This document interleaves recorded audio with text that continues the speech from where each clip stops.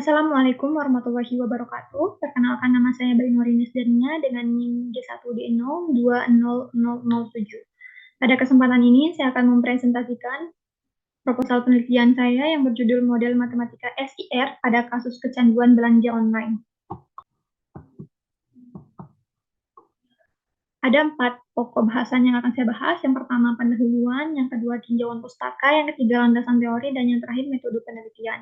Langsung saja kita ke bahasan yang pertama, yaitu pendahuluan. Di pendahuluan terdapat beberapa subbab. Yang pertama adalah latar belakang. Teknologi di zaman sekarang ini berkembang sangat pesat dan tentunya berdampak sangat besar bagi kehidupan manusia.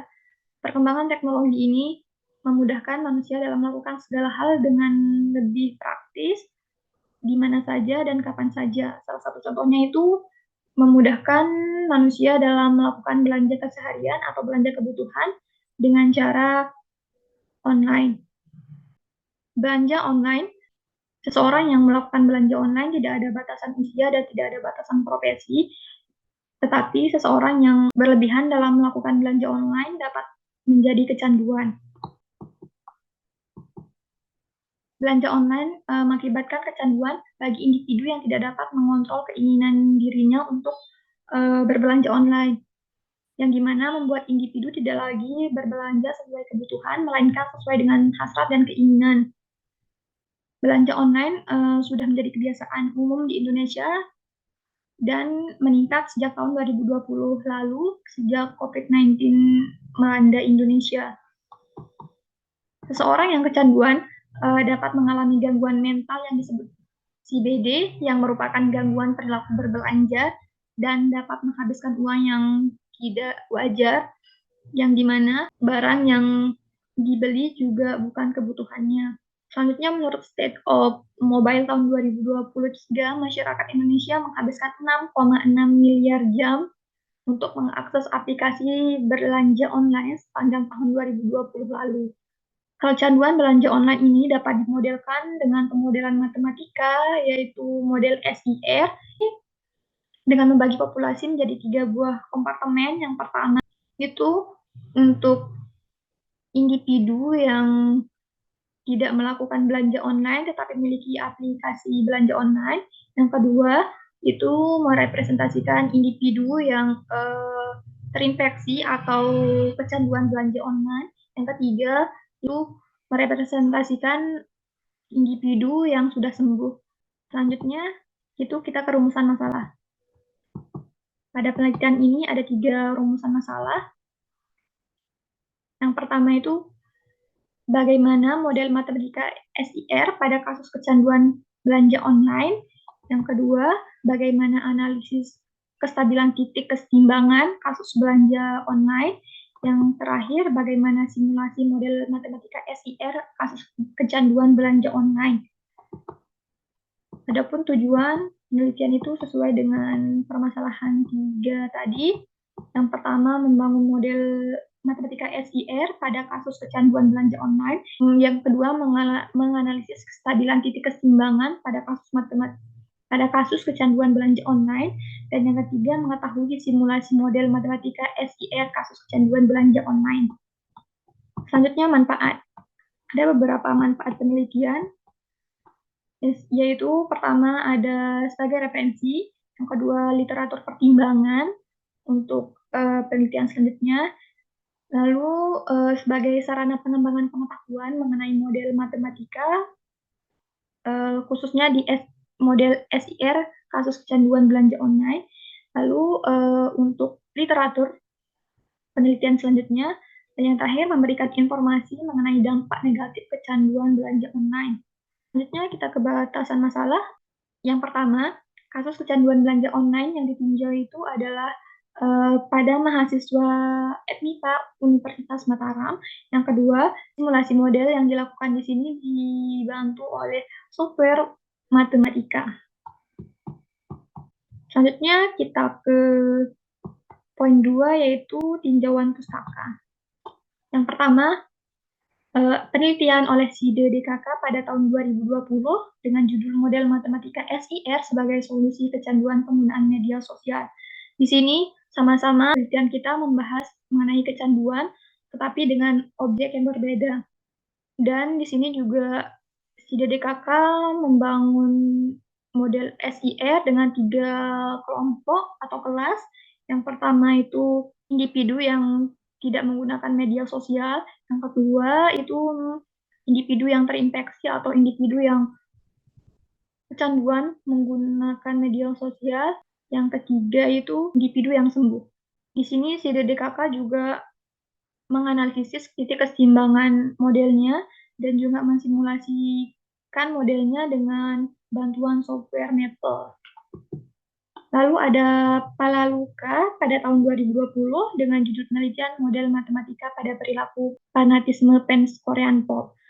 Di sini Palalu juga membangun model matematika SIR dengan membagi populasi menjadi 3 kelas, yaitu yang pertama individu yang bukan fans tapi rentan, yang kedua fans fanatik, yang ketiga itu berhenti menjadi fans. Di sini juga dianalisis modelnya, dianalisis titik keseimbangannya dan dilakukan simulasi model dengan Maple. Selanjutnya ada penelitian oleh Indah AP dan Maulana pada tahun 2020 dengan judul model dinamika kecanduan media sosial, studi kasus kecanduan TikTok pada mahasiswa FMIPA UNESA. Di sini Indah dan Maulana membangun model dengan 4 parameter. Yang pertama itu S, yang kedua E, yang kedua I, yang ketiga I, dan yang terakhir ada R. Yang parameter pertama itu ada S.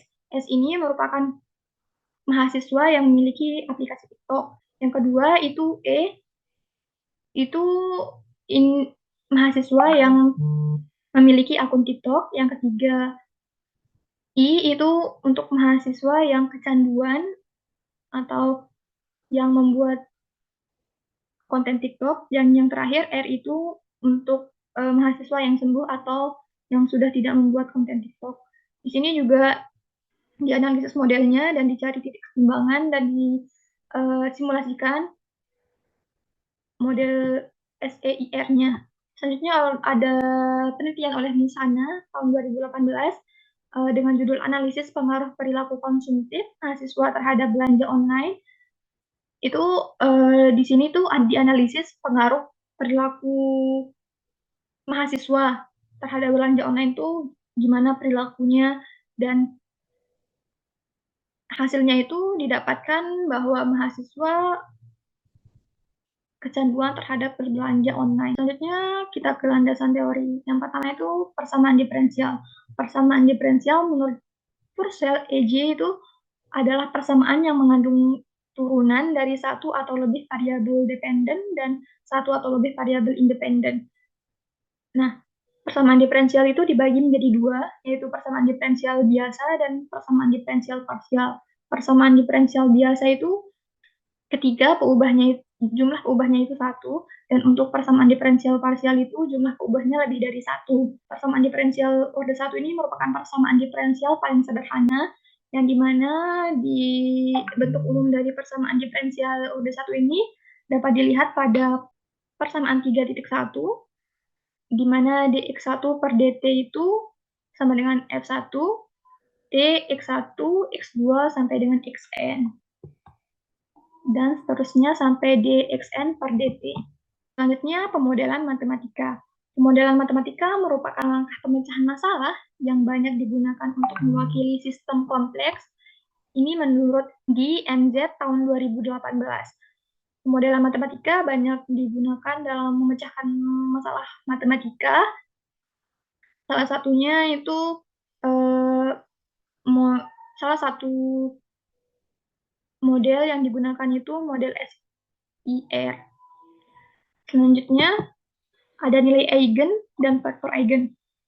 Nah, misalkan A merupakan matriks persegi berukuran n kali n dengan X didefinisikan sebagai vektor yang tak nol berukuran n kali 1, di mana n-nya itu anggota, di mana X-nya itu anggota Rn, maka X ini merupakan vektor eigen dari matriks A dan lambda ini dan lambda didefinisikan sebagai nilai eigennya. Ini menurut Syarifuddin DKK tahun 2016. Nah, dapat dilihat untuk AX sama dengan lambda X ini merepresentasikan untuk vektor eigennya, di mana X ini merupakan vektor eigennya. Nah, untuk determinan A min lambda I sama dengan 0 ini merepresentasikan nilai eigennya. Lambda ini mendefinisikan nilai eigen. Analisis kestabilan titik kesetimbangan. Titik kesetimbangan atau titik equilibrium itu adalah keadaan di mana titiknya itu konstan, tidak terjadi perubahan mau dia naik atau turun, dan pada titik tersebut nilai turunan pertamanya itu sama dengan 0. Titik kesetimbangan akan stabil ketika R0 kurang dari 1 dan tidak stabil ketika R0-nya lebih dari 1, di mana R0-nya ini merupakan bilangan reproduksi dasarnya. Selanjutnya ada bilangan reproduksi dasar atau disimbolkan dengan R0. Bilangan reproduksi dasar ini merupakan jumlah infeksi sekunder yang disebabkan oleh satu infeksi primer pada populasi yang seluruhnya itu rentan. Nilai ini bergantung pada penyakit dan lingkungan. Ini menurut Murray tahun 1993. Selanjutnya ada 3 buah kondisi yang mungkin akan timbul. Nah, yang pertama itu kompartemen yang terinfeksi akan berkurang dan akan mati ketika R0-nya itu kurang dari 1.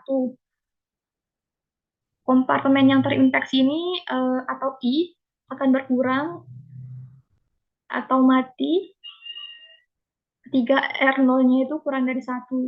Yang kedua itu kompartemen yang terinfeksi akan sama sepanjang waktu, tidak mengalami perubahan atau keadaan konstan, itu ketika R0-nya itu sama dengan 1. Lalu yang ketiga, kompartemen yang terinfeksi ini akan bertambah sepanjang waktu ketika R0-nya lebih dari 1.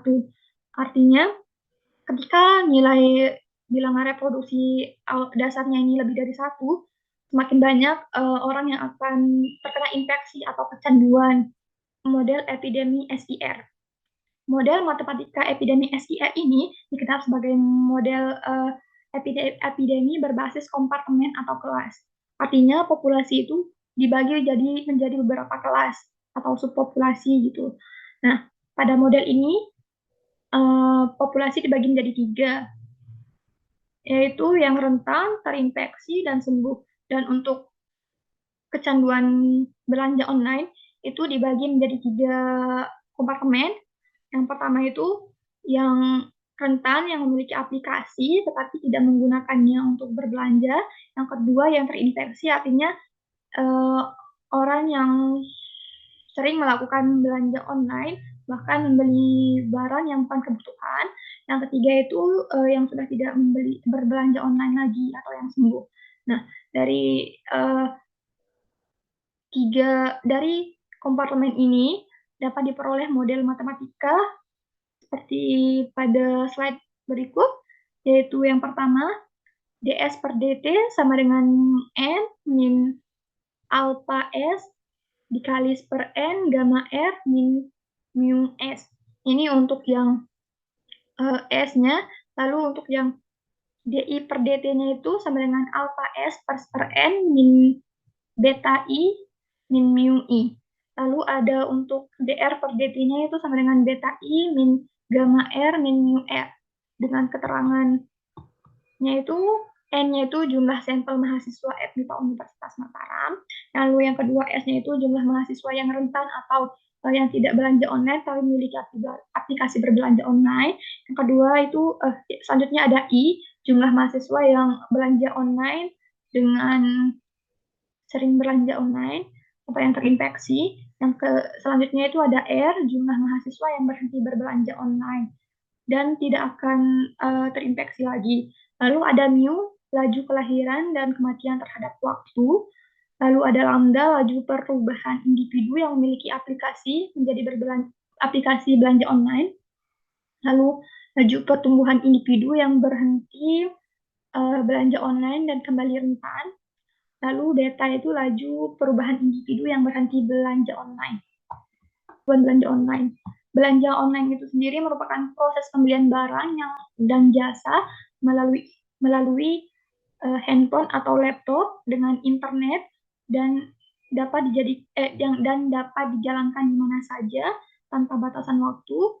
Lalu kecanduan merupakan perasaan yang sulit diatasi atau rasa ingin yang sulit diatasi karena begitu kuatnya menginginkan sesuatu sehingga seseorang akan berusaha sangat keras untuk mencapai keinginannya. Orang yang kecanduan biasanya akan sulit sekali berhenti hingga seseorang tersebut harus memiliki atau melakukan kontrol diri pada dirinya, mengontrol dirinya agar bisa sembuh dari kecanduan. Selanjutnya, diagram alir penelitian. Yang pertama yang harus kita lakukan yaitu studi literatur.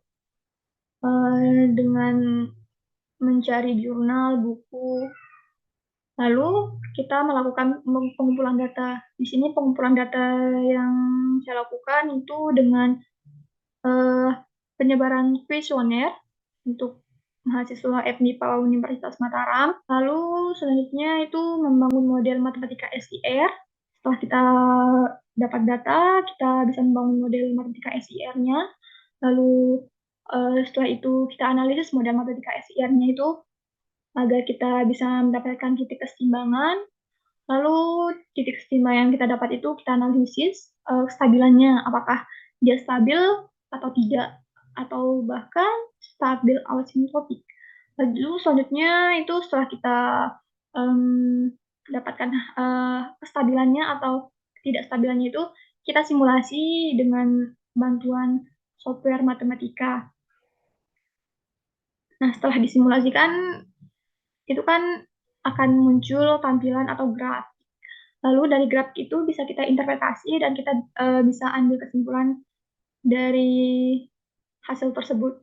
Penelitian ini termasuk ke dalam penelitian deskriptif dengan pendekatannya itu kuantitatif dan data primer yang didapatkan dengan menyebar kuesioner pada mahasiswa matematika Universitas Mataram. Itu saja dari saya, terima kasih.